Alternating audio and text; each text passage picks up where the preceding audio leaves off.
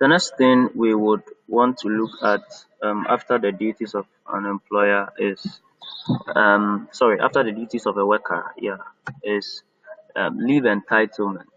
Every worker is entitled to an annual leave, that is for the whole year, a number of days you can go for leave. In some companies, it's 20 working days. In some companies, it's 15 working days. I think in some companies, it could be 30 working days, depending on where you are working. And the employee or the worker is also entitled to sick leave. That is when you are sick and you are given excuse duty by your doctor. You have the right to be given some days off. And the last is maternity leave. That is when you get pregnant and you are getting close to your delivery. You have the right to be given some maternity leave, about 3 months, so that after delivery even you can recover fully. So these are some entitlements an employee has. And also every employee, there is a maximum number of uh, hours of work an employee is entitled to work. Beyond that, you probably it's considered overtime and you're supposed to be paid more than the normal rate or the normal wage you receive. So, according to the Labour Act, the hours of work of a worker shall be a maximum of 8 hours a day or 40 hours a week, except in cases expressly provided for in the Labour Act. Okay. Now, government comes in. What's the government's role in the labor market? Government's role in the labor market. The first is minimum wages or living wages. So the government is responsible for setting minimum wages, and we discussed minimum wage. So you know the benefits of minimum wage to the employee, so that employees are not exploited. You can't just employ someone and tell the person, "I'll pay you 5 cedis a day." It's below the minimum wage. Yeah. At the moment, our minimum wage is a bit above 11 cedis.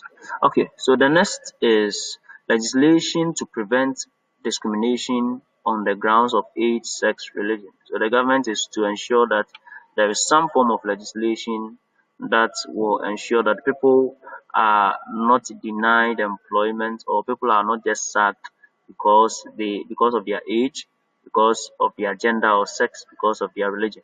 Legislation must work, and it's the government that is to ensure that such a legislation is there and is enforced. And the third is legislation to support or regulate trade unions. Yeah, so without regulations, trade unions can have too much power. They can try and they can decide to go on demonstration, long periods of strike, and all these affect the productivity of the organization. So government must have a legislation to check and regulate their actions. Yes. Trade unions, if they have so much power, they can agitate for very high wages, especially the Ghana Medical Association. You know, if they go for strikes, people will start dying, and the, the the employer has no right. The employer has no option than to increase their wage when they demand for higher wages. So, but if there is a legislation in place, it checks their actions. So that is also one thing. Um, the fourth is maximum working hours. The government is supposed to ensure that the maximum working hours stipulated in the Labour Act is adhered to. So you can't employ someone and make the person work for more than 8 hours. Um, if the person says he won't, you can't force him. So the government is responsible for ensuring that. And the next is legislation on health and safety of workers. So it's the government's role to implement and enforce legislation that will protect the health and safety of workers. Some people employ workers and take them through a very bad working environment that can even be detrimental to their health. and even to their safety. You employ a worker and his life is at stake. And the government must ensure that there is a legislation that checks that. And last is government's provision of education and training schemes for workers. Aside the employer providing training for workers, the government must also be able to provide some education and training scheme for workers. The government is doing well. Those who are not yet workers but even students, government is providing for them free education. So workers also, there are sometimes government can organize some forums or to help train the workers. And this most especially the government does it for government workers. All right. So let's move on to minimum wage. Minimum wage, as mentioned in the earlier slide, minimum wage is minimum wage sets a legal wage floor. I'll explain that. It sets a legal wage floor below which an employer is not permitted to pay an employee. In other words, the government sets a wage saying that this is the minimum any employer can ever pay an employee. You cannot pay someone below such a wage. So if the government sets 20 Ghana cedis, wage is considered daily. So 20 Ghana cedis a day. If you're an employer, you cannot employ someone and pay the person less than 20 cedis a day. In that case, the 20 cedis becomes the minimum wage. The minimum wage is designed to help increase the income of the low pay. There are some people who are paid very, very low. So the minimum wage is designed to help increase their income, at least for them to be able to afford the basic necessities. The national minimum wage has become a significant feature of government intervention in the labor market because of the following.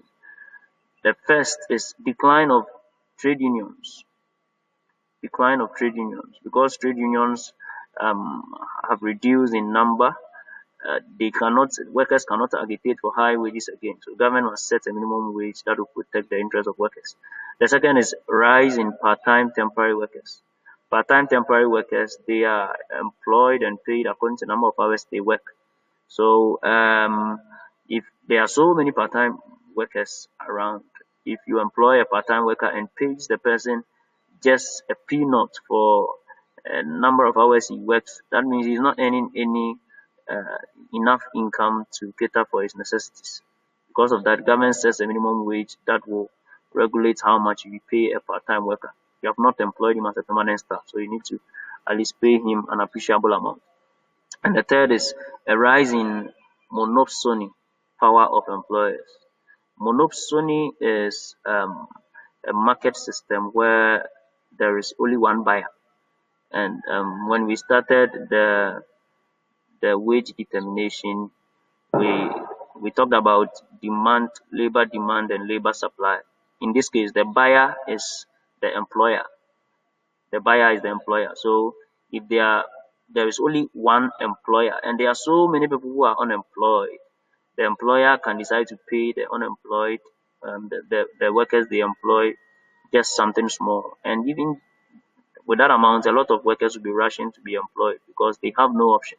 So the government sets a minimum wage so that the monopsony power of the employer is um, controlled.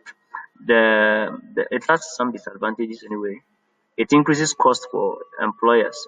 The cost of production, wages and salaries add up to the cost of production. So as the minimum wage is set, it's set a bit higher and the employers must pay more. So their cost of production increases. And it could lead to lower levels of employment as some firms will not be able to afford to pay the higher salaries. So that is also a disadvantage. If the minimum wage is too high for me, then I will reduce the number of people I employ, and that one will increase unemployment rate. Okay, let's just look quickly at the minimum wage in Ghana. The 2020 national daily minimum wage has gone up 11% points over the 2019. Of In 2019 it was 10.65 Ghana cedis. It has gone up to 11.82 Ghana cedis, effective January 1st, 2020. This is in pursuance of the Labour Act 2003 Acts 51, Section 1331A, and the Public Financial Management Act 2016, Act 921. Mr. Ignatius Bafo Ewa, the Minister of Employment and Labour Relations, announced this at a media conference in Accra, directed all establishments, institutions, or organizations whose daily minimum wage is below the new minimum wage to adjust their wages accordingly starting from the implementation date. Any establishment, institution, or organization that flouts the new wage must be sanctioned because it is a wage stipulated in the labor law or the labor act. So that is it. And the agreement was reached at the National Tripartite Committee meeting on Monday, 26th August, where they concluded negotiations, and the NTC, that's the National Tripartite Committee, recommended that the minimum wage should be tax exempt. I'll pause here, and okay, so that this is the end of the lesson. If you have any questions, kindly ask me, and I'm very ready to answer your questions. Bye.